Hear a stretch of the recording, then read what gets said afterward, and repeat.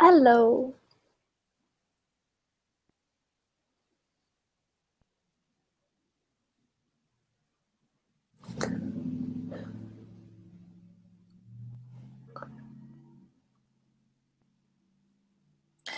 Hello. It's me. It was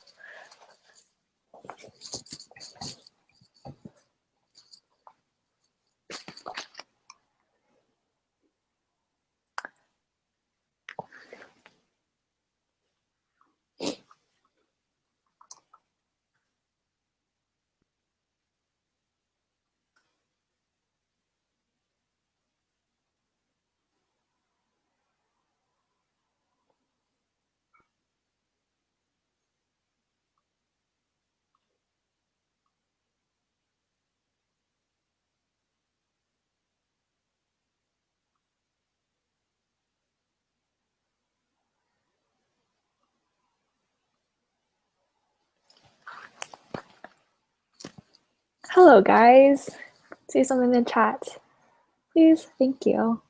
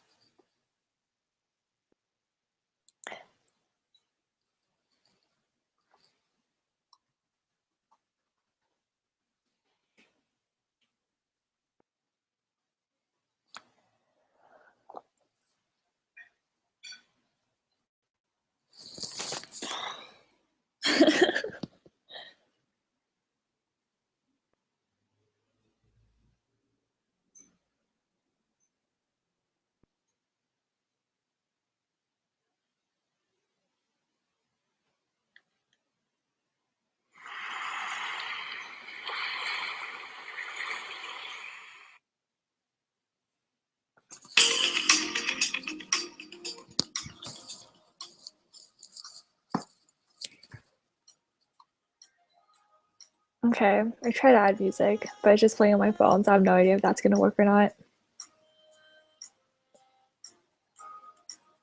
Okay. I try to do this thing where I set up my phone on the thing, like so it shows on the bottom with the rest of the rest of the thing how it works on Google Hangouts, but that didn't end up working.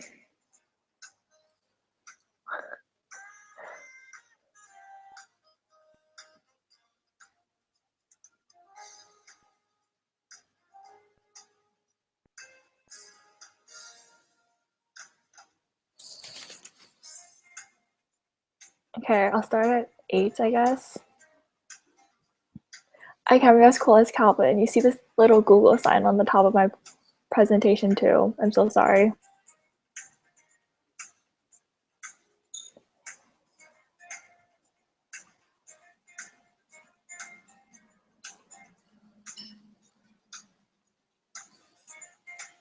How do you highlight something or text?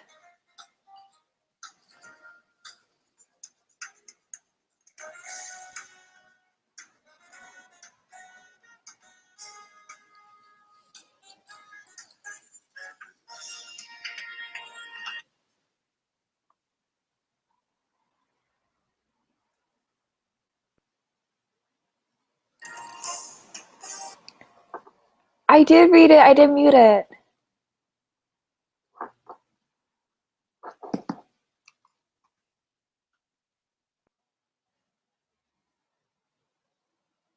Oh, I'm so sorry if the PowerPoint shifts because that's just me switching my screen, and I don't know why the stream shows that too.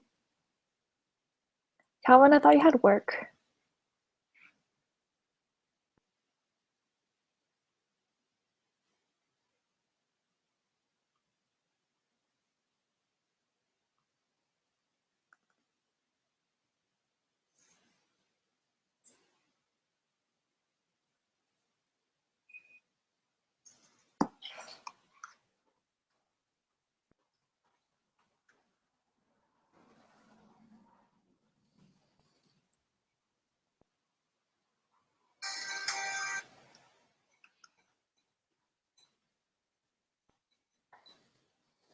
Okay, so let me know if there's an echo because I muted YouTube and I'm not sure why there's an echo unless it's just my really bad Wi-Fi and Google Hangouts being really mean.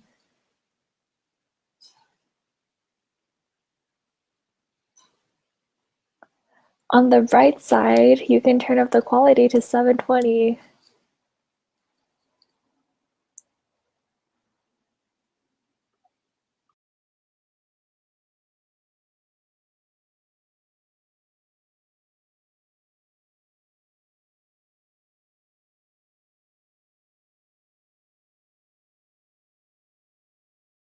Just kidding, there wasn't an echo. Hi, Hisato. Thank you.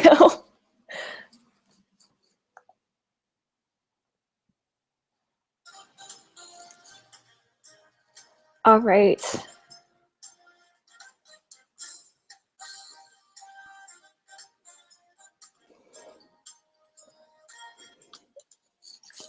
Okay, 2 seconds of my face, and then we're going back to the PowerPoint.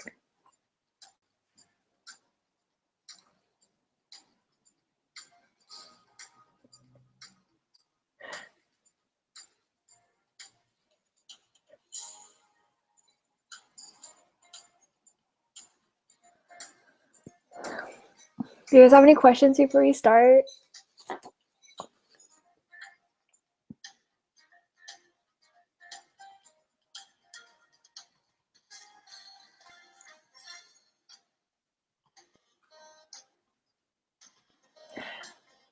So the thing Calvin did was he had a encoder thing that he connected to YouTube that let him put whatever he wanted on the screen and then project that, except I have a Mac, and then the only encoder I found that worked for me was super confusing, and I couldn't figure out how to like make my face on the bottom without covering up any of the PowerPoint because I couldn't drag or resize it or anything, and anything else I did just kind of covered up the PowerPoint, and this was the original plan I had.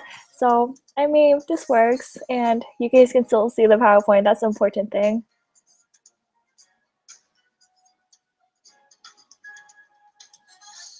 Okay, 3 more minutes. Go get your officer Elex.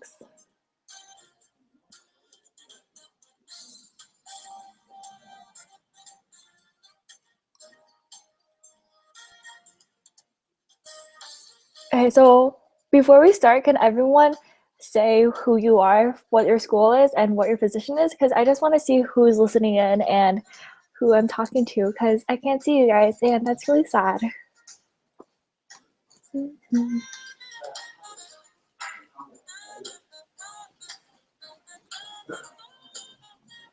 Anyone? Can I call people out? Thank you, Andrew.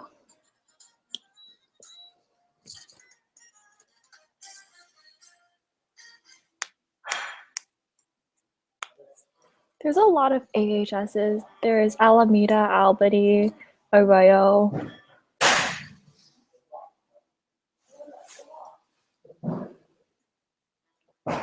Oh, thank you all so much for watching. I love you guys all. Okay. 2 more minutes.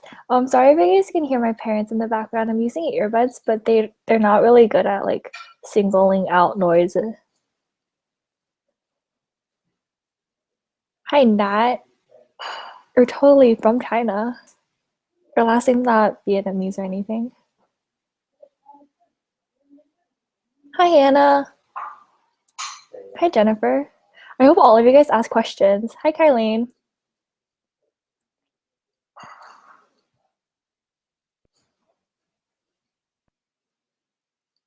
So I have no idea how bad the lag is on my presentation. And if you guys ask a question, I probably won't be able to answer it until I'm done with that slide because my presentation thing isn't on the same page as my screen projecting, but like I can't read the chat at the same time as I'm presenting the PowerPoint. So that's going to be a lot harder for me to just answer questions simultaneously, so I'll do my best to answer them at the end of each slide. Hi, Tony. Hi, Calvin. Hi, Amy. Thank you so much for watching. Bye, Claire. You're irrelevant. Go back to your division. Hi, Karen. Okay. Less than a minute, and I'll start. Fun.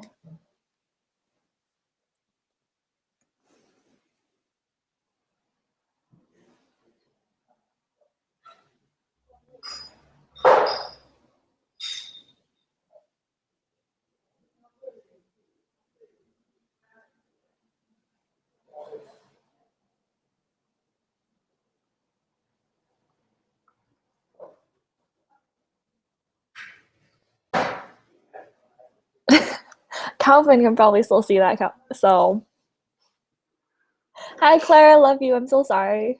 Thank you so much for watching.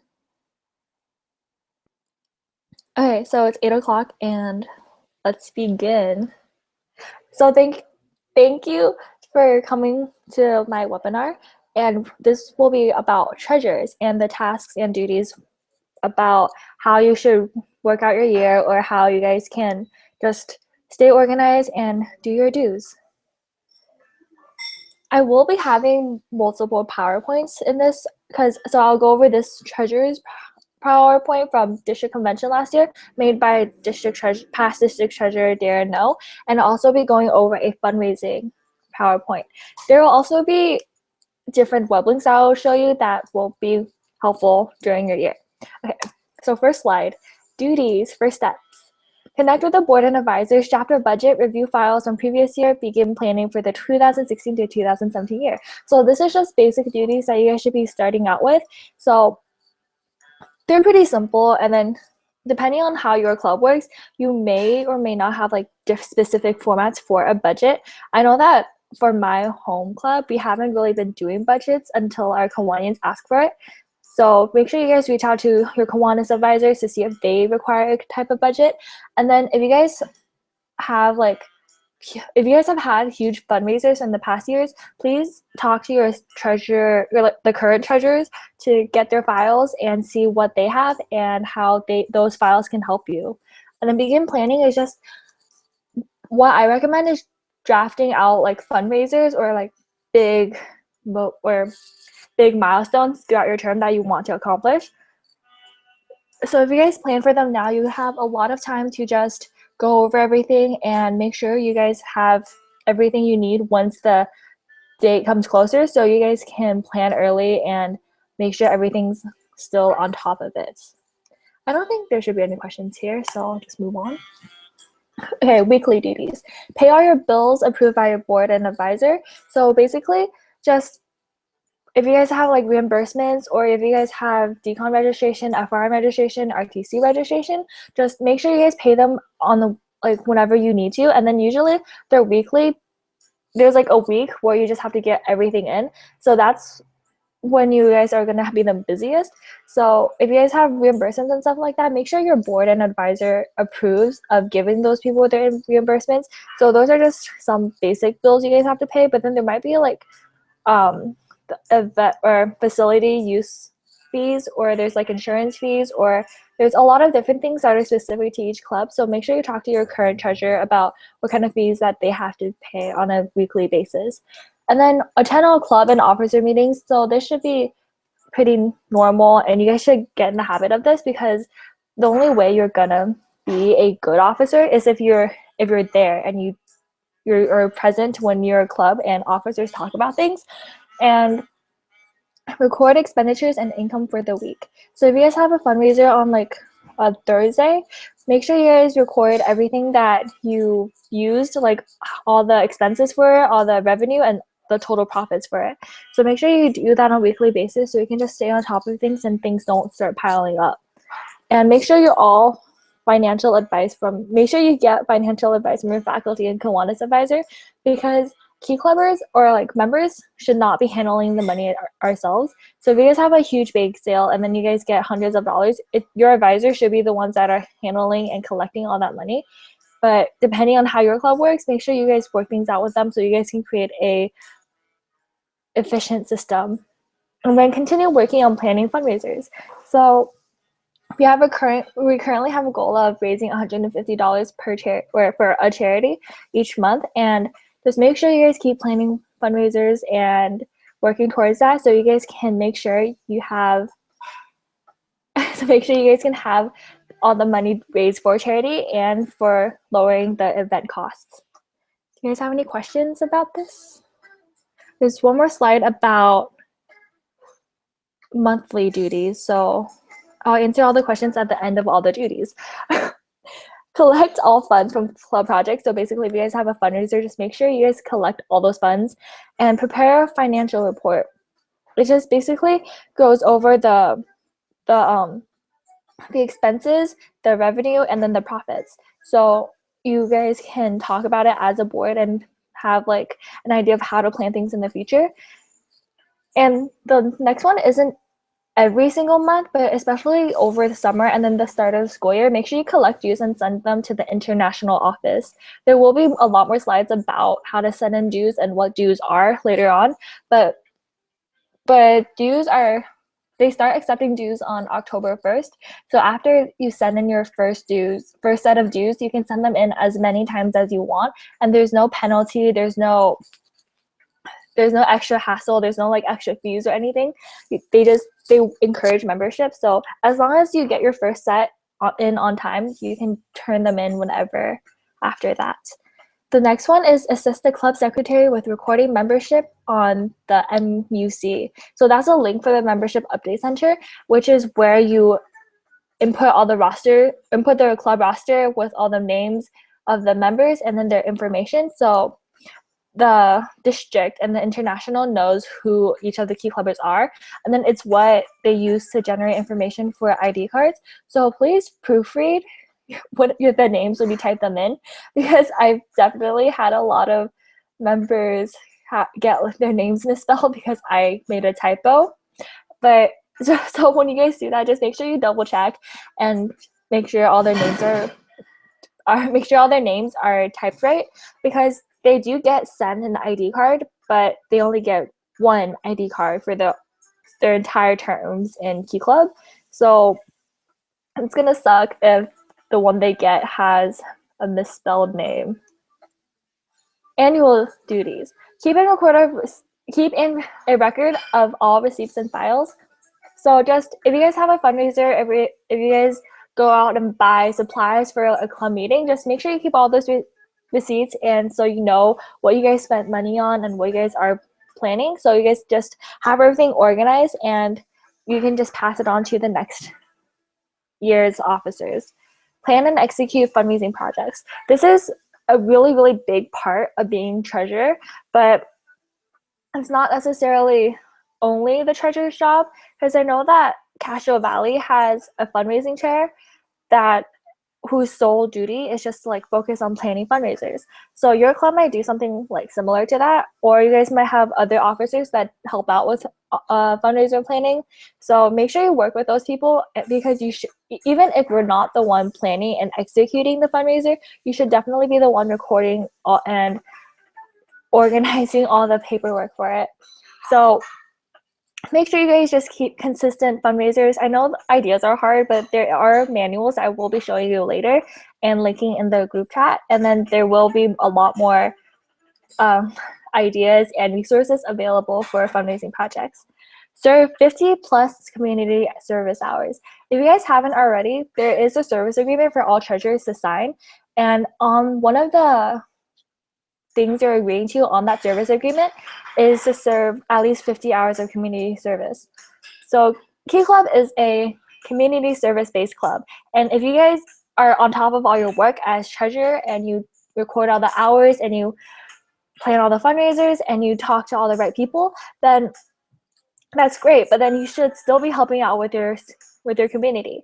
Just because you're staying on top of your duties for specifically being treasurer doesn't mean you're being a good officer, because you should be doing what you promised to, and that includes attending a lot of service events. So make sure you guys stay active and attend training conferences.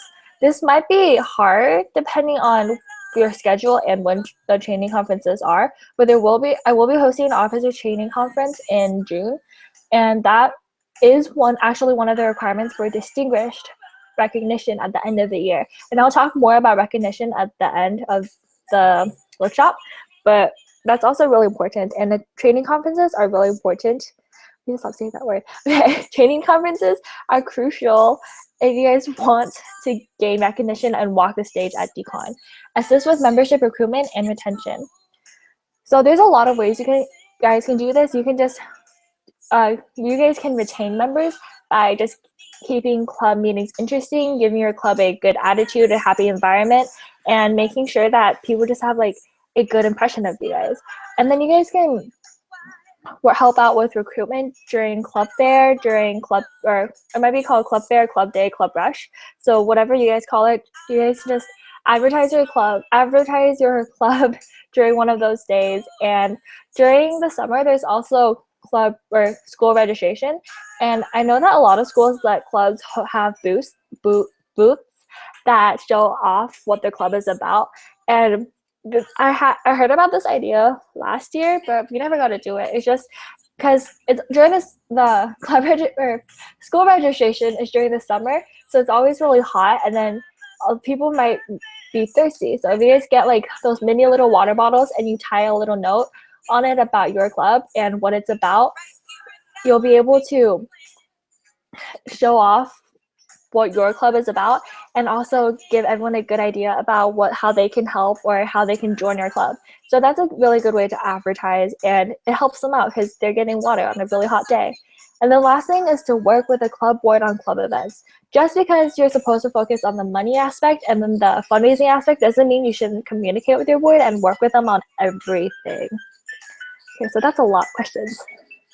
What is a good way to record funds / keep track of budget? So one thing I did to keep a record of funds is make a Google spreadsheet. On the spreadsheet, I listed the events that we had, the date it was on, the location, and then I also listed extra information as a note, because you guys can insert notes on Google spreadsheets. And on there, I just had the expenses, and then I added a note on where the expenses were for. So to be more specific, I added a total amount of money that we got at the end of the event, and then I subtracted the expenses, so I listed the total profits. And then I made 3 more columns that I separated into. I should just show you this, but it's really messy right now. It's not really updated, but your current club treasurer should probably have a way that works for them.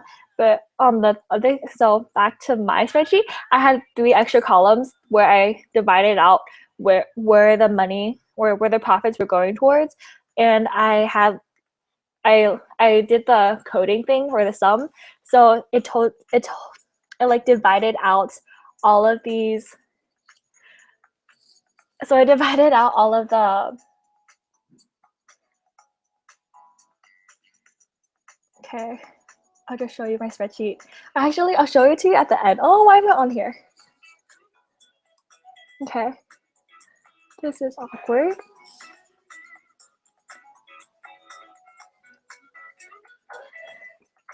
Okay, this is such a mess. I'm so sorry. Okay, I'll show you I'll show you my spreadsheet at the very end when we go over everything else. And okay, and Calvin asked if a school has strict restrictions on fundraisers. What are some suggestions to overcome that? I don't really have any suggestions on overcoming the restrictions. You just have to do your best to work with them.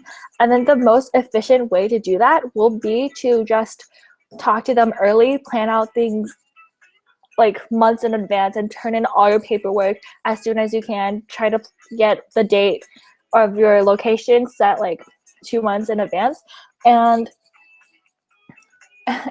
just build good relations with your school leadership, because that's usually they're usually the people that manage everything. And like try to stay on good terms of your administration, because if you get on their bad side once because of not fulfilling your paperwork properly, they're going to remember it, and then they're going to not be as willing to work with you in the future. So just try to do your best and stick with their policies and just plan ahead. That's all I can. That's, yeah. Okay, I'll answer more questions at the end. Your term at a glance. So this is basically an overview of your entire year. It sounds really simple, and theoretically it is, but it will be a lot of work, just because at some points in time, especially during Fall Rally and RTC, there will be a lot of money for you to just keep track of. So the first one is take care of financial transactions involving the school ASB.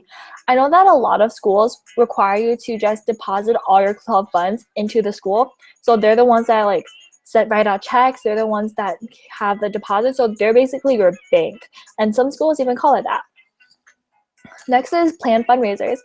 I can't emphasize how important fundraisers are. They're what help keep, they're basically what Key Club is besides the service. So our focus is children, our focus, our future.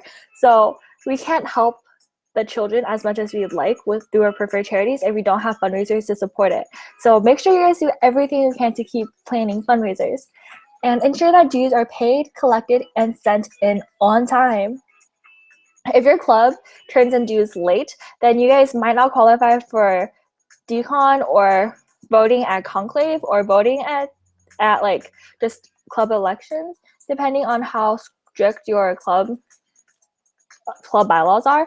But if your dues are late, there's your club is no longer in good standing, and there's a possible chance of being suspended and eventually getting your charter revoked. So it's really, really important to get your dues in on time. And next is record all financial information. So I'll show you how I did this on my spreadsheet later. Then follow policy. So this goes back to Calvin's question about what if your school has really strict restrictions. Just make sure you try your best to follow their policy, because there's nothing you can do to like get around it, because that's gonna make your club seem too sneaky or not by the book, which isn't always a bad thing, because it makes your life easier, but then it might alter how others look at you, because the policies and restrictions are there for a reason. It's to keep you safe. So if you guys break them, then it's not really gonna help anyone. Communication. So no matter what you do, communication will always be really, really important. The first is communicate and work with the club board. It's really important for you guys to talk with your officers about what fundraisers you guys are having, or just like your day-to-day events, about your meetings, about your elections, about your registration and events. So make sure you guys communicate that with can't talk. Make sure you guys communicate with all the other officers, because your job will intertwine with a lot of different people. And if you guys can build good relationships and have efficient ways to communicate, then everyone's life will be a lot easier. And back to Claire's question about sharing the spreadsheet with all the other officers, I do think that would be really helpful, because it helps you communicate and see where your club is at with like financially or just based on fundraisers. And it's a clear visual on how well you guys are doing on fundraisers, and how much you guys have fundraised in the past, and how much you guys still have left towards your goals. The next is communicate with the school ASB to handle money throughout the year. This relates back to the school bank, and where you guys have to store all your money at your school ASB to make sure that they have a record of where your money is from, or where you guys got it and what you guys are using it for. So that's really important, because it aligns with your school policy and restrictions. So make sure your school supports you, because if your school suspends your club, it doesn't matter what Key Club International says, because your club is still going to be suspended. Communicate with advisors to physically handle money and to work with the MUC.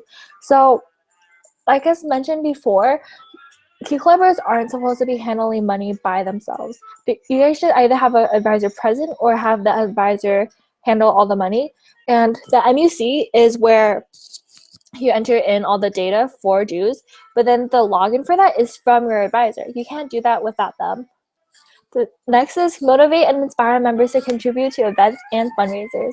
Without your members, your club wouldn't really be anywhere. So you need to make sure that your members are willing to help out and just be active.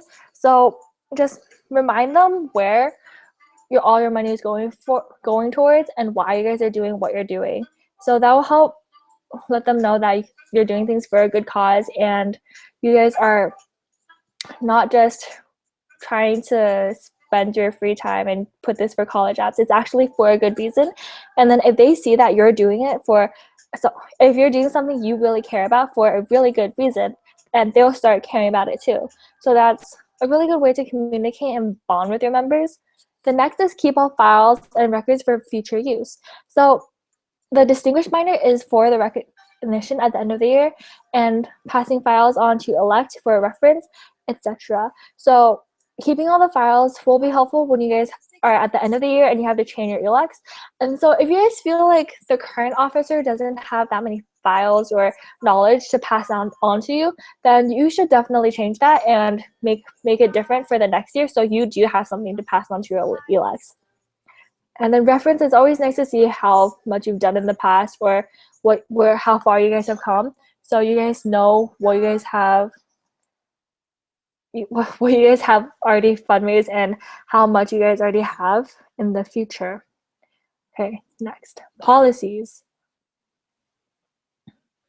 So this this expands more on what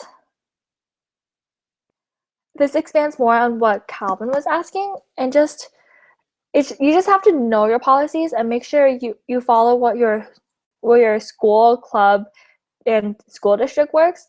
So if your club bylaws say that you have when there's that going on, make sure you guys try to plan ahead so your fundraiser usurps that event, I guess, because it was planned. I don't think any of you guys would have that kind of rule, but just for example. And then school district and school policies could be really strict. So I know for Castro Valley, we're not allowed to hold bake sales because they're not healthy, and yeah, fake goods aren't good for your body, and we have a lot of school restrictions on healthy eating now. So it's your responsibility to know that, and officers should have an idea of what those policies are, and they'll be able to give you a better idea on how to deal with it. Have a talk with your faculty advisor and administration to challenges. So your advisor has probably been there for many. Your administration will know the ins and outs of how your school works. So their job is to help you and support you. So don't be scared to talk to them with any fundraiser ideas or event ideas. Just talk. If you're unsure that your school will you can talk to them, and if there is a way that you can make a not of an event ideas into something that's actually possible, because small changes could mean a lot. Effective fundraising. Manage the money. Don't. So if you guys have just theoretically, if it's the week of FRN and you guys have to pay for all the registration of money, don't get overwhelmed. Just create a system that works for you throughout your entire term, so you can manage it, and then it's not going to get overwhelming and start managing you. And make sure you guys plan fundraisers for not only charity but also for your members.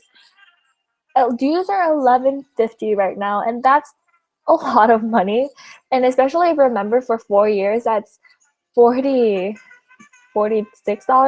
you're paying for your entire year or entire time in high school to be a Key Clubber. And it does go back to you when you apply for scholarships, but when you think about it as a high schooler, that is a lot of money. You can buy a lot of boba with that. And for DCON and FRN, DCON is around $300 this year, and FRN is about $50 total, including transportation. So that's a lot of money to be spending just on Key Club. So if you guys can, and you guys have the time and abilities to, make sure you guys host fundraisers that let you guys lower the cost for all of these events. put in ASB requests for fundraisers as soon as possible. For like, let's say a benefit concert, which you guys should totally try to do, in like, if you guys have a plan for it in December and it's currently on September when school just started, make sure you guys put in the ASB request so your school has time to go over it and approve it, and then you have time to get your advisors to approve it, and then you have time to like advertise it and just get your acts together. So you won't have, so like that prevents you from having everything except your school doesn't approve it, so I have to cancel everything, and then all your efforts has been for nothing. So that's gonna suck. And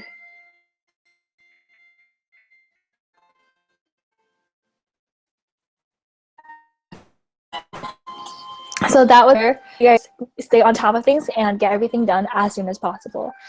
Count, collect, and record. So this is just how you think you like, this is just the system that works for you. Record the revenue and the expenses, keep all receipts. So just make sure you guys have a record of everything. They talk about this a lot in this PowerPoint just because it is so important for you guys to have everything, all the paperwork about what's been going on, and just make sure you guys manage it so you guys don't lose anything or like have extra money that you guys have no idea what to do with. And store money with adult supervision and help. So depending on how your club stores this money, you guys may or may not need the club advisor present to deposit the money in the school bank, but make sure you guys talk with them and your current treasurers to see what things work. Oh, wait.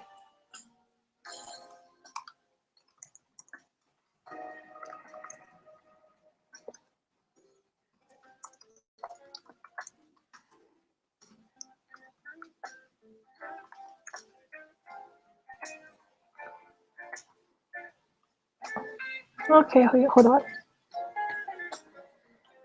My voice. I'm so sorry. I'm starting to lose my voice, but I hope this will get better. And let's see. Okay, I turned up my volume, or I turned up my audio, so hopefully that would work better. Okay. Tips for success. Just like I mentioned before, plan ahead, and the planning months in advance will seem like a lot of work at the time, but it will help you so much when the month actually comes. Work with businesses. So if you guys want a fundraiser, like restaurant fundraisers, cafe fundraisers, or like recreational fundraisers are like the simplest and the most revenue earning events. So they're really easy to plan because a lot of businesses do already have their own plan, like system for fundraisers. So you just have to pick out a day with them and then advertise it, and that's usually it. Create a goal. Make sure you guys have an idea of what you guys want to do in the year, because if you guys just start off and you're just like, oh yeah, let's have a fundraiser, you're not gonna be as motivated to work towards advertising it and making sure it's super successful. So make sure you set a goal. Don't make it too high about like, let's say raise $1,000 from one big sale, because that's going to be unrealistic, and if you guys don't reach that goal, you'll be really let down. So make sure you reach your goal. You can say make $200, and when you guys pass it, you guys can celebrate and then advertise your members about how much money you've made. And if you guys did not reach your goal, you guys can just look back and see what you could have done to be better. Like for a bake sale, you could have had more appealing treats, or you could have had better advertisement, or like better member participation. So stuff like that will really help you improve for the future. And delegate tasks. Usually it's always the president or the vice president that are known for delegating tasks, but if you are a treasurer and you have a lot of registration forms or like fundraiser events and plans, just make sure you talk with the rest of your officers, because they're willing to help you, and if you ask for help, chances are a lot of them will give you that help you need. So the vice president is basically the one who's supposed to help out everyone. And if you guys just don't try to do everything yourself, because it's gonna burn you out really early on in the term, and that's not something you want to do. And draft a budget. When you guys fundraiser, like one specific fundraiser, it's really helpful to see how much money your club is willing to spend, and versus how much money you guys want to spend. It's just a good visual on how everything is going to be working out. Create a plan/calendar. This is just what I mentioned before about having your entire year of fundraisers planned out. So make sure you guys have a plan and just write everything down so you guys can see it. And then when it's like coming close, you guys know that it's time to start planning for it or time to start advertising it. And work with a lieutenant governor. That's me. There is a form for all club treasurers to fill out and submit to the division, just so I can see what you guys are fundraising towards and what you guys have fundraised so far. Okay, next, fundraising manual. I'll link this in the chat. So it's just a manual that past district treasurer Darren No made, and it's pretty helpful. It has a lot of information about how to, or it has a lot of different fundraising ideas, and you guys can just take a look and see what you haven't been, what's possible for you guys, because there are a lot of different ideas and possibilities, and not all of them are going to be possible for you guys based on your school restrictions or your club officer board. So just make sure you guys look through it. There are a lot of ideas that you can alter too, so that's a really good resource. And then dues, the funnest part about being treasurer, and also the most important, because without dues, your club wouldn't be a club, if that makes any sense. So dues are what determines your membership, and if you guys have a district officer, like if you have a lieutenant governor or a district executive or a district chair or a district task coordinator, and they're from your club, but your club did not pay their dues, or it's delinquent or is suspended, then that district officer, district board member can no longer serve on the district board because their dues are not in and they're no longer a member in good standing. So dues are really important. Work with the club secretary to manage membership dues. So the club secretary has their directories where they have to record the name, grade, and contact info for each member. So you also have to enter that on the MUC. So make sure you guys work together and find a system that works to record down all the membership and all the info you need to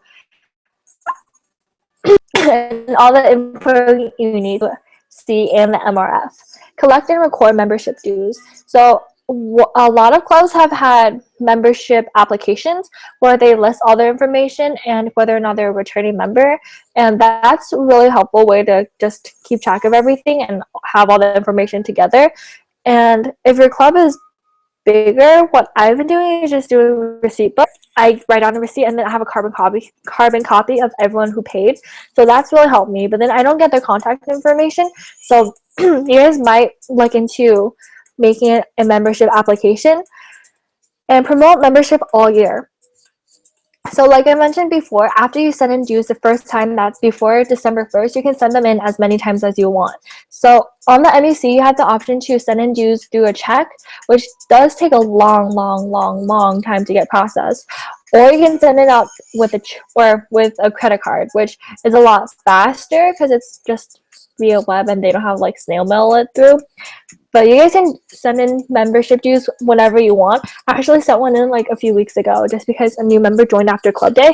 So you guys can promote membership the entire year. It's never too late to have new members or join Key Club or just grow as a club. And collaborate with your club advisor and club secretary to register members. The club secretary should be the one with all the contact info, such as the emails and the grades and genders, which you might already know.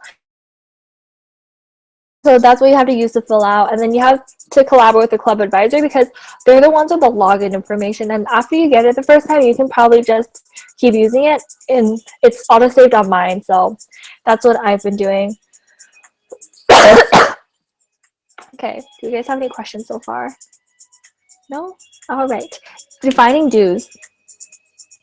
The purpose of dues is to go back towards the members.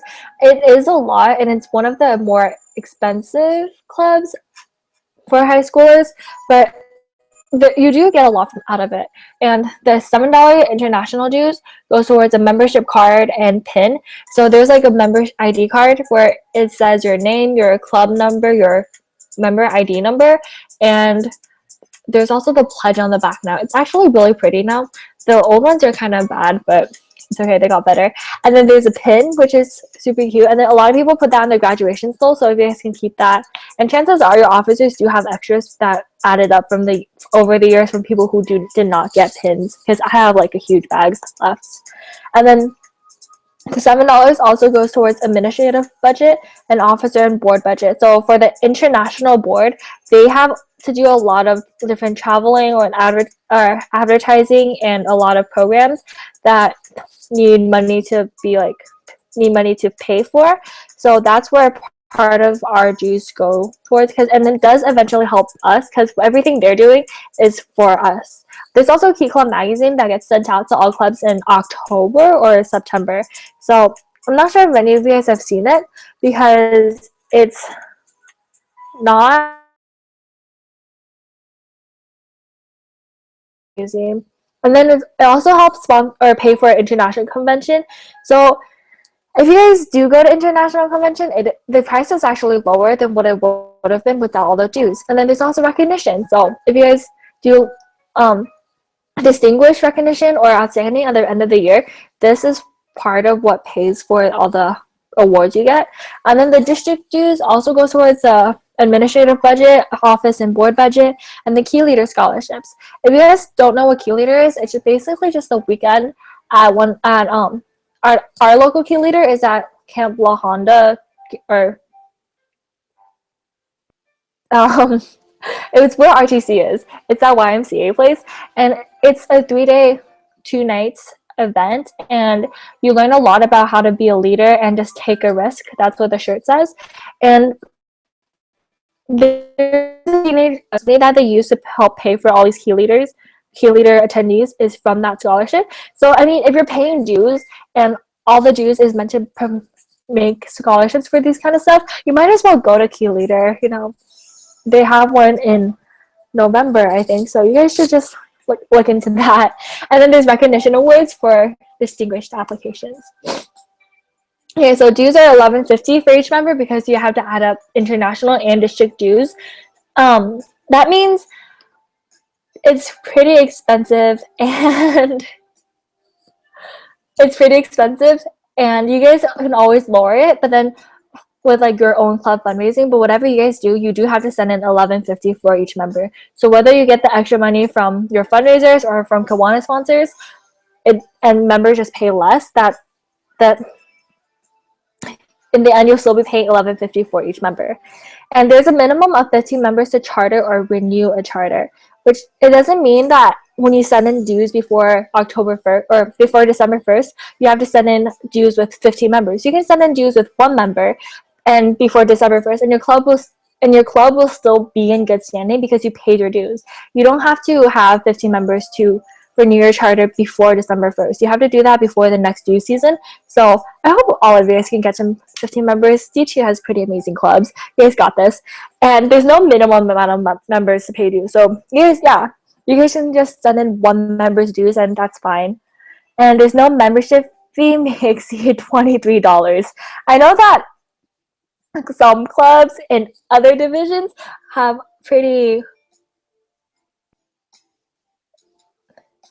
there are some clubs in other divisions that are able to like charge their members a lot more for dues, but we can't do that because it's not fair for the members, and the limit is $23. So if you guys do want to help fund or like find ways to fundraise through membership dues, you guys can't raise your fees above $23, but I recommend lowering your fees because that's just better for members. And send payments to the Key Club International office. You do not have to memorize this address. It will be on the invoice after you generate the MUC. And there's also no such thing as max membership. I remember looking at a dues report from 2 years ago, and there's a school in Southern California with over 400 members. So you can never have a club that's too big. your club will naturally have its own size based on your meeting rooms, based on your how your club functions, your number of events. So it's like when you have there's a saturation point for your school. I'm using chemistry to talk about this. I'm so sorry, but there's no max membership. So just whatever works for your club will work, but you should always be working towards making your club grow. And then dues are annual, which is the thing about where you have to pay $46 to be a key clubber, but you have to pay membership dues every single year. Just make sure you guys emphasize that. So a lot of people who are members freshman year, but they still want to do key club, and then they see that you have to pay dues again, and then they're just like, it's not worth it. Try to convince them otherwise, and make sure they know that right off the bat that dues are annual, even though they don't get the membership ID or pin every single year. Okay. Do you guys have any questions about dues? Oh, thank you, Claire. Key leader in April. Oh, but that's really far from us. The Camp Jones Gulch one usually has 2 every year, but then this year it's there's there's usually 2 this year, but this year there's only 1. And Andrew asks if there are any specific Key Club or Kiwanis International imposed restrictions concerning working with businesses. I wouldn't say there are any specific restrictions. It just depends on whether or not they're safe. Because okay, so last year my club had a fundraiser with Rock and Jump, and our Kiwanis sponsors just thought it was kind of dangerous because when you guys are on trampolines and you're jumping around, it's really easy to hurt yourself. But they weren't. It wasn't like we couldn't do it just because they don't have set restrictions on what kind of fundraisers you can do. Their main goal is just to make sure you're safe and all your members are well cared for. And in that one,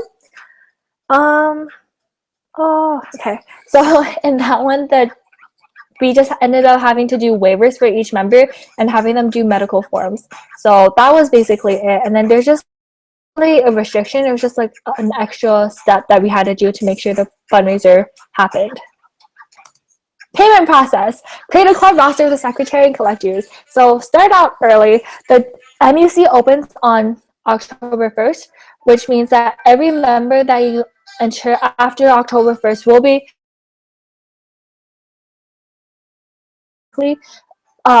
register them and then say you have to pay dues for them. So if you accidentally enter the wrong member and you have to delete them, you still have to pay dues for them. So make sure you have the roster set up beforehand and make sure it's as accurate as it can be. You shouldn't start, or you should start really early, but don't start your first club meeting of the year talking about dues because that will be scary and intimidating. But like after members get in the groove of things and around like middle of September or something, if you guys have like 2 or 3 meetings already, just start talking about dues and how members can get more involved and pay dues and why they should pay dues.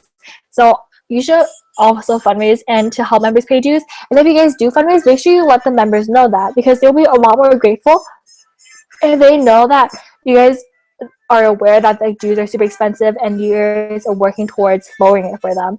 And also let them know that you as a club do not get to keep the $11. That's a really big misconception, and a lot of members are just like, oh, Key Club is so expensive. They make us pay $11 and we don't even get anything from it. But that's not true because the things that they get back are bigger than just in your club. So it's just bigger than being able to buy pizza for every single club meeting or being able to have a barbecue where members don't have to pay. So it's a lot bigger than that. And just let them know about all the scholarships they can get if they stick with Key Club until senior year, or all the other scholarships that they can get as a senior, or that's redundant, okay? And all the events that they can attend and are made possible because of dues. Record and deposit finances into your club account. So usually the most common way to send in dues is with a check, and then that's what Cash and Valley does is we deposit all the money into the finance office and they generate the check. They write out the check and send it out for us after we do a check request. So that might be how your club works. If just get familiar with your club finance and ASB policy. I'm so sorry. I'm like getting sick in the middle of this webinar. Okay. Register members with advisors on the membership update center. So I'll show you how to do that later, and it's really simple. Once you log in, it's pretty straightforward, and it basically tells you what to do. And then withdraw dues money appropriately from the account. Just that's basically just working with your finance office or school ASB. And then generate an invoice on the MUC. It's just a button that says print invoice or do or yeah, just pay dues or something. I'll show you later, but it's really simple. It's not that hard. MUC overview. So that the www.keyclub.org/MUC is the website where you guys access your membership update center. And for some reason, my login page does not look like that. And I have no idea why, but it still works. And I've always been able to pay my dues. And then the password is emailed to the advisor when they first become an advisor. So they should already have a login that they use in the past years. And if that works, then just keep using that. But then sometimes if you guys change an advisor or if you guys have like an extra MUC account that is not your advisors, which I have no idea how that can happen, but that happens. And then it won't let you update members. So you can still open the MUC, but it won't have the MUC tab. So that's not going to help you. And if that does happen for you, just make sure you guys call the international office at 800.549.2647. And then you can also email them at member services. And if you guys have any more questions on that when due seasons come, I'll be happy to answer them because I will go over this more in depth around August and September. And make sure that all your club, officer, and advisor's information is correct.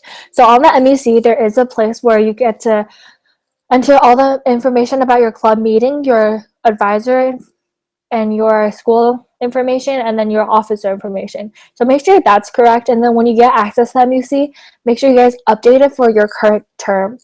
And then update the club roster, print the computer generated invoice. It's like I said, it's super easy, and all you have to do is press a button because the computer does everything for you. Okay, deadlines. All dates are received by deadlines. So I know that sometimes it's hard to get a check arrived on time just because it takes so long for them to get it through the mail and then a long time for them to actually process it once it arrives. But you have to make sure it arrives and is processed by those dates. So early bird is not a district recognized award anymore. It's now recognized by the international. And if your club does get international recognition for early bird dues, your club gets sent a little patch thing that you guys can put on your club banner. It's really pretty. And if you guys like build it up over the years, it's like really nice to show off about how you guys have been so on top of things and had early bird dues. And clubs that have not paid last year's dues by September 30th will have their charter revoked. So at the moment, Division 2, only one club hasn't paid their dues, but then everyone else is fine. But let's say I'm just gonna say Castro Valley. Let's say you're from Castro Valley, and for some reason the treasurer has been so not on top of things, and they haven't gotten their shit together, and they still haven't paid their dues, and it's almost an entire year after due payments started, and it's already like September 30th of 2016, and no one's dues from 2015 have been entered. Then their club will lose their charter, and in order for them to regain their charter, they have to pay $50 to get a reactivation fee, and that is totally avoidable because they give you so much time to enter in your dues and pay everything. So early birds is on November 1st, and that means anytime between October and November, you guys can send in your dues and get recognized for early bird. You guys don't have to pay for every single member. Something you guys can do is just collect all the officers' dues over the summer, and then once school starts and October comes around, just enter all those officers' dues and send them in. So your club is already on time for dues, and you guys are getting recognized for early bird. And then like late October, when you guys collect even more members from like the new people who are rejoining or joining the club for the first time in the year, you guys can just collect them, record them, and then send them in before December 1st or anytime actually, because you guys already sent in the early bird dues. So after you send in the first set of dues, you can send them in as many times as you want, and there's no penalty. So you just have to make sure that your first set of dues is sent in before the deadline. And the day after the due date, your club becomes delinquent. And it doesn't matter why your club dues are late, your club is still going to be delinquent. And then if your club is delinquent, you're not going to be able to vote at conclave, which is pretty which I think would be pretty like important, because you guys get to say what happens in the division the next year. So that's something you guys definitely want to do. And then if dues recognition and suspension is on February 1st. So after February 1st, and if your club still has not paid dues, then you guys cannot attend decon, and you guys are suspended. So you guys can't really qualify for any district grants or recognition. So what I recommend doing is making members pay dues to attend FRN. That's what I've been enforcing at Castro Valley for the past 2 years, and it's pretty helpful. It builds up your membership, and it like makes things a lot easier, because that's a lot earlier in the year, and you don't have to track them down to make them pay. So if they're a member and they're attending FRN, then they're getting the benefits that members should be getting. Do you guys have any questions about dues and deadlines? Okay, so troubleshooting. If your advisor does not know the login username and password, please email Key Club International at memberservices@kiwanis.org. Oh, I was right. Okay, so please give them, just email them your club ID number and I can give your ID numbers because I have all of them, or your current officer should have them on the MRF or things like that. And make sure you just email them and ask them about what to do and everything, because if you have a new advisor, they're not going to have the login, because Key Club International won't know you got a new advisor. So you make sure you have to talk to them first. And if you do get a new advisor over the summer, make sure you guys do this as soon as possible, so you guys can start out the due season with all your login information and everything ready. I will be checking in on clubs around August to make sure that everyone has access to the membership update center. Common myths. Okay, so there are a lot of things that some people might think about dues and being treasurer. So myth 1, clubs do not need a minimum of 15 members to maintain a roster. That's a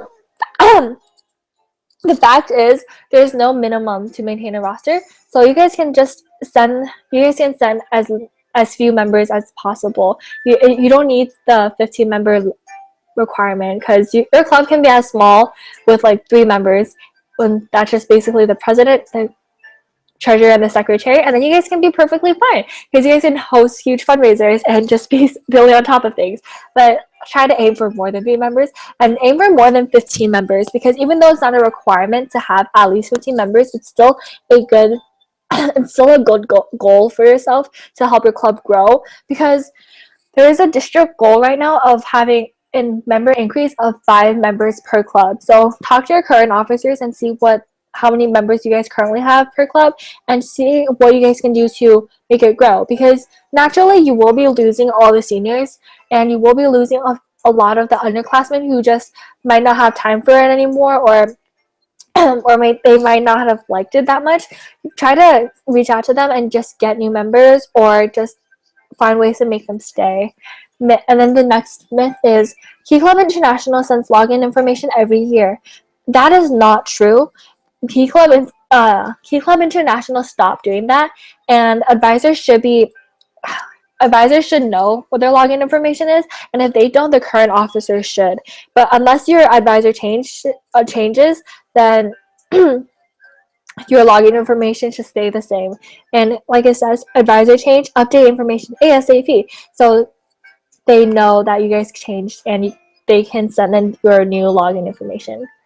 The next topic will be awards, grants, and scholarships. So being a Key Clubber gets money back towards you in a lot of ways. The first club-based award based on dues is AIM, which is Achieved Increased Membership. And it's as of February 1st, so after the deadlines, you guys can keep sending in dues, and then they keep track of everything until February 1st, and then by then, if you guys have a member increase of 25, 50, or 100%, then you guys will receive a banner patch at district convention, which is always great to be recognized at DCON. And this is like an automatic entry because they're already recording all your membership information, so you guys don't need to fill out any more forms. And then membership retention award. This is like if you have the same amount, and then this is also automatic entry. So if you guys keep the same amount of members, or you guys increase but not 25%, then you guys still get recognized for membership retention award. Okay, and there's outstanding treasure. So these are treasure based awards, and they're also going to be recognized at DCON. There's going to be three levels for there's 3 levels of recognition for every officer. It's outstanding, distinguished, and then there's another one. I can't remember what that is, but outstanding treasure is based on cumulative performance over Key Club term. I'll show you the PDF for it, where for this year, where it goes over all the requirements and everything, and it has a list of objectives and I'm so sorry, it's already 9 o'clock and I'm not even done with this. It has a list of objectives to be checked off and signed by officers and advisors. And you have letters of recommendations, or no, the outstanding application, it doesn't have the outstanding application does not have letters of recommendation. It's just the checklist. And if you guys meet everything on that checklist, then you guys can get recognized as outstanding treasure. And then distinguished treasure is the one that's a lot harder. There's an e-portfolio, and then there's only a few treasures that get it every single year.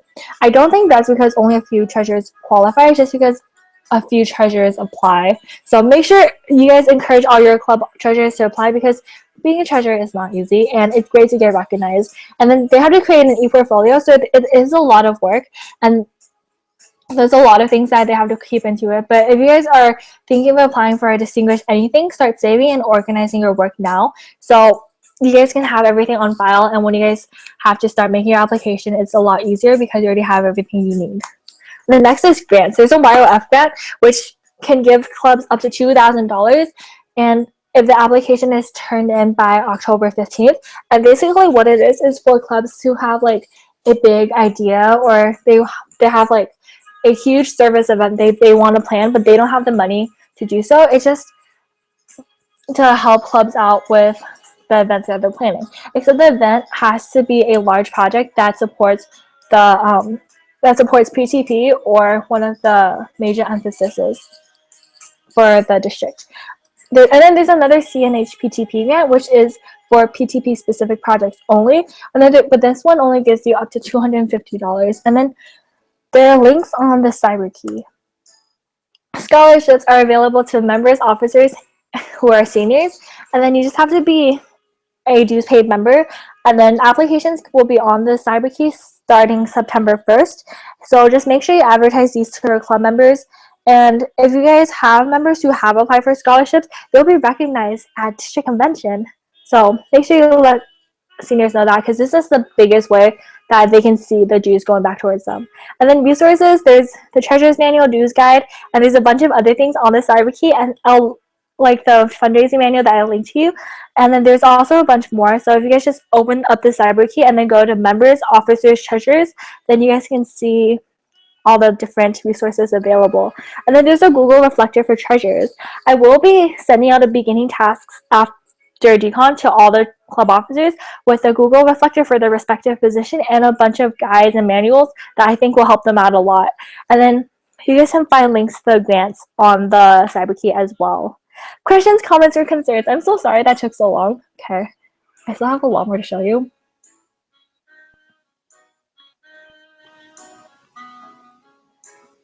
Questions? I'm so sorry. Because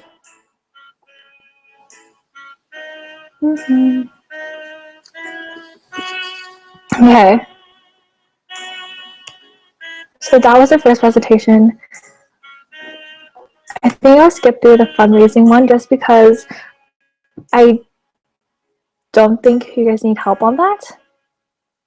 And I'll go over the treasurer reports and other online resources that I have. Okay, so this is the Division 2 Treasurer's Report. Oh, this is the Division 2 Treasurer's Report, and then it will look a little different next year.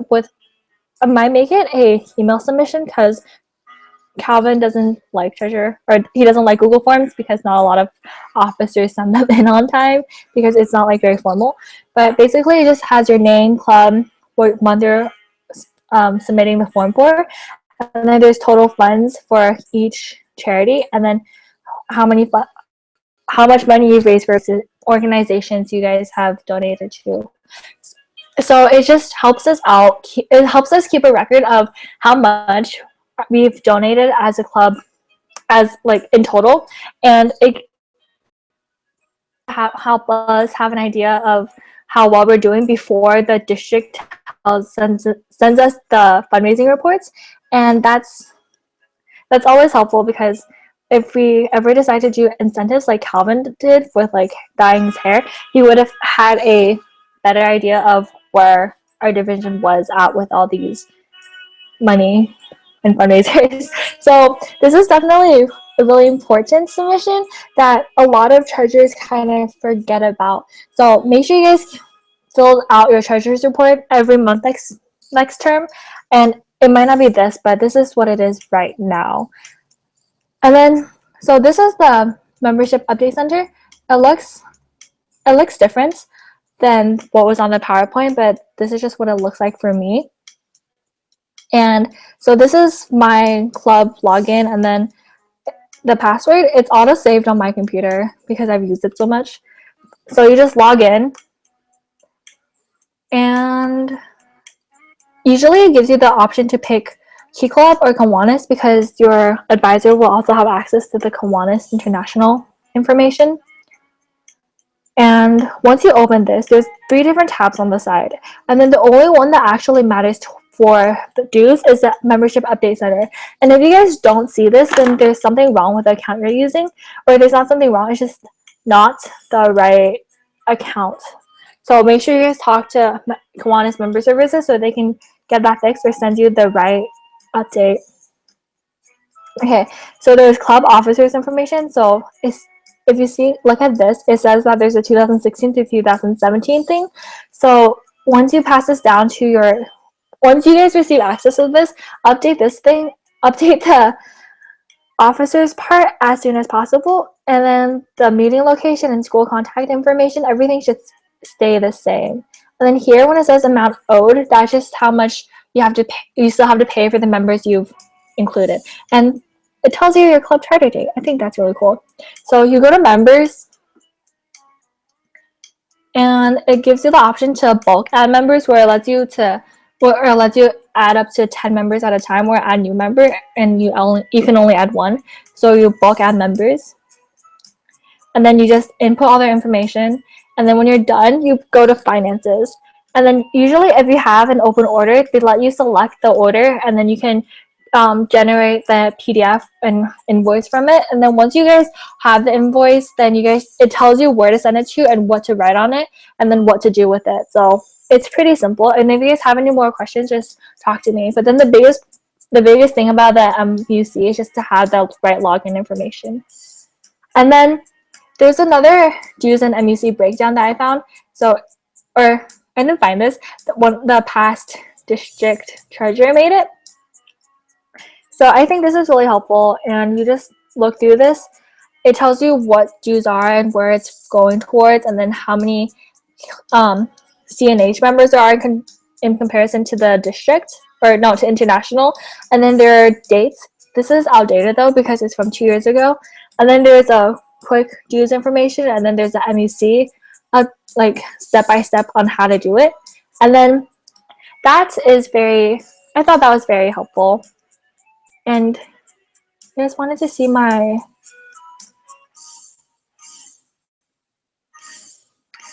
you guys wanted to see how I kept track of my payments.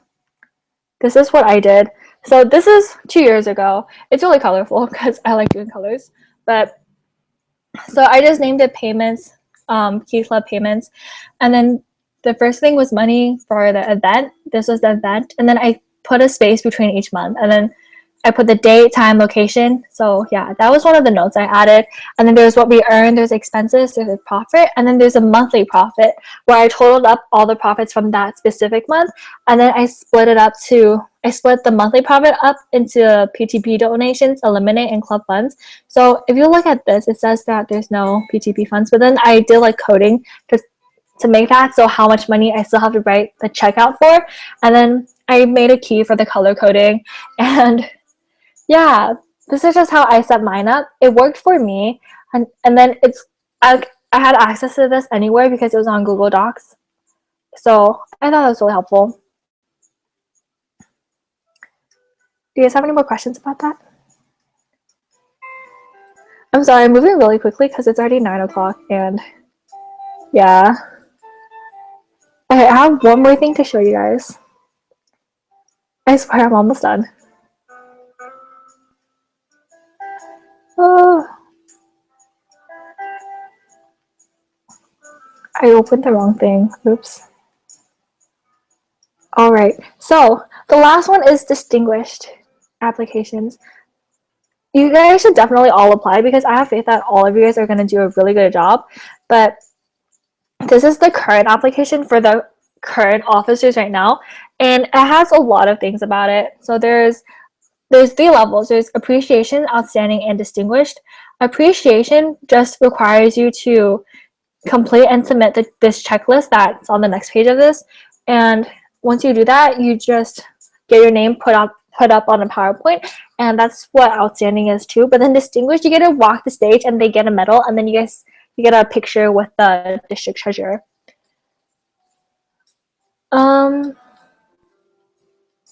Okay, so distinguished, where is the checklist? Okay, so the checklist includes membership, service, club status. So you guys have to pay your dues, which is really important. And if anyone in your club wants to apply for distinguished officer or member of the year, they have to have their clubs paid on time. And if your club doesn't have the dues in on time because of something you did, then no one qualifies for distinguished applications. And you have to do 50 hours of service. Your home club has to be in good standing. That means it's paid its dues. And then your club dues had worked with your school and it was paid on time. You educated members based on what dues were. Your membership was accurate. You had club budgets for your board. You provided financial reports for board meetings. You had fundraisers. You fundraised for service. You communicated with your LTG and your region advisors, and then you went to club meetings, board meetings, division council meetings. So you had to go to at least 6 division council meetings every single term. And I would love it if a lot of treasurers went to DCMs, because over the past few years where I've been Castro Valley treasurer, I haven't really met that many other treasurers because we had 14 clubs in our division, and now we have 15. But then like when we had 14 clubs, I've met like 1 treasurer, even though there were probably 26 that I could have met. So make sure you guys stay active on the division level, because it's really easy for treasurers to just fall behind the scenes and just do their work and not really interact with anyone. But it's really fun to just meet new people and go out into division. So go to division council meetings. There's also another thing about Kiwanis meetings, and it might be hard because Kiwanis meetings could be when you guys have lunch, or they could be in the mornings. So they might be hard to attend, but try to attend at least 3 during the year, or 1 Kiwanis division council meeting, because that is a requirement for distinguished, and attend training conferences and treasurer workshops, because at DCON, ICON, OTC, and RTC, there will be treasurer workshop presentation just like this, except they will probably rant and go off on tangents about us. And there's training conference, which is mandatory for this. So make sure you guys go to that. And then you guys have to get certification of originality. So you guys have to get these people to check it off. And it's not that bad. There's a guidelines where they have this is for the distinguished application. So this is just different parts that you need to it. And it looks like a lot, but if you guys keep track of everything throughout the year, it's not that bad because basically everything is just a screenshot of things you have been doing throughout the year. It's not like any extra work, it's just a compilation of all the work you've already done. And it's a really good way to reflect back on the year. Okay, questions. And I think that's it. I'm so sorry that took so long. But if you guys have any questions, please ask them now. And okay. So Rachel asks, what should you do if a member doesn't pay for something that they pre-ordered? Example, shirts. So if they pre-order for a shirt, then they just don't get the shirt.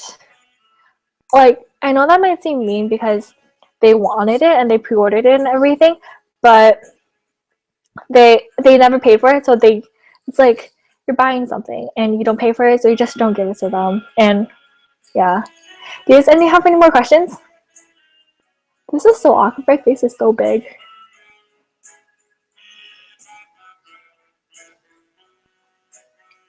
And I started talking really fast just because it's getting really long.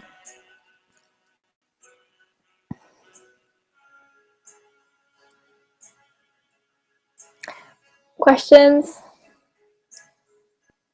Oh, thank you.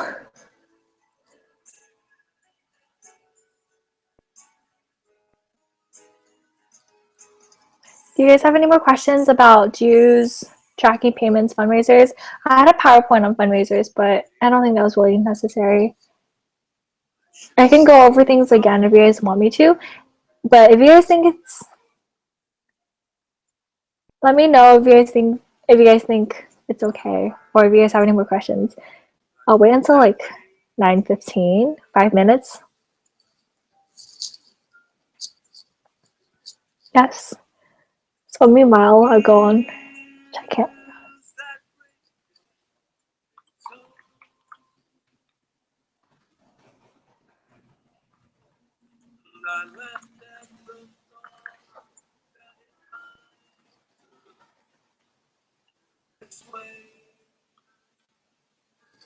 Questions, comments, concerns?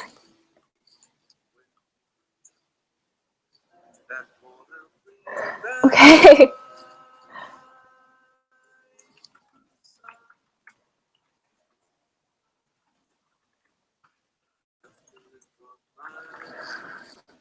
So how was your day?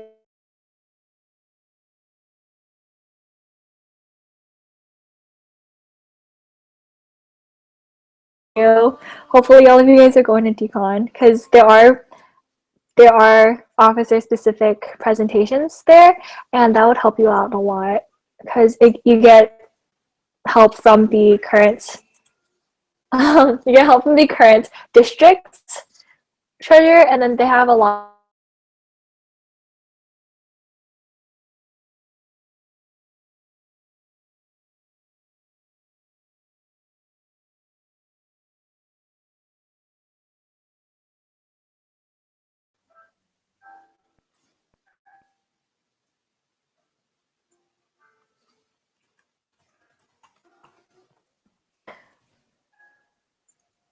Okay, so I said I'll wait 2 more minutes, but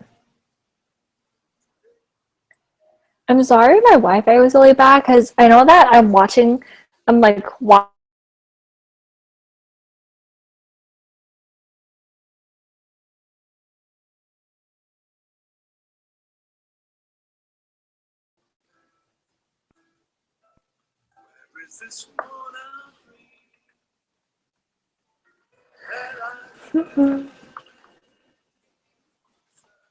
how did Calvin do this in 30 minutes? That PowerPoint took really long.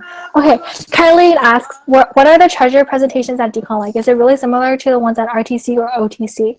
Okay, so presentations at, in my opinion, presentations at Decon, RTC, and OTC are usually all the same. Like, they might not be presented in the exact same way, but they do have the same basic information. But you do earn a lot from going to those presentations, though, because if you're not just looking at the PowerPoint, what the presenter is telling you and their experiences that they shared through their presentation will be the most beneficial. So even though you don't learn any new facts, you do learn about different perspectives and different experiences, and that's just what you earn the most out of from these presentations.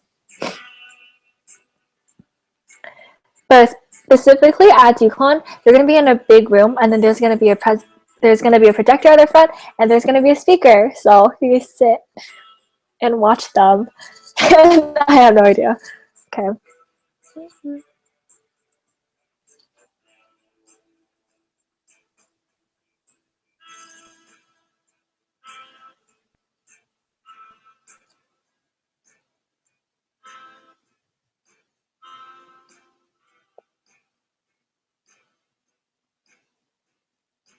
Okay, one more minute for questions.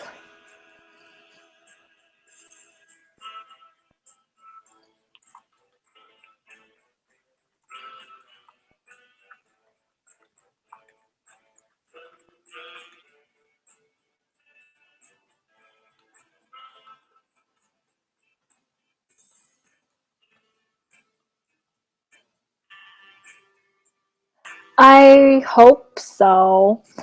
I know that for Calvin's seminars, his president one did not get recorded, but his secretary one was recorded, and it just happened to be unlisted. And I'll try to unlist this if that ends up happening. But I hope you guys can rewatch it. It's really long. I'm sorry. Okay. Any more questions? It is now 9:15, and thank you guys all so much for coming and staying until the end. And I know I dragged on a lot in the middle, and I went over some things more. I hope you guys learn a lot, and thank you. Good night. Go do homework. Bye, guys.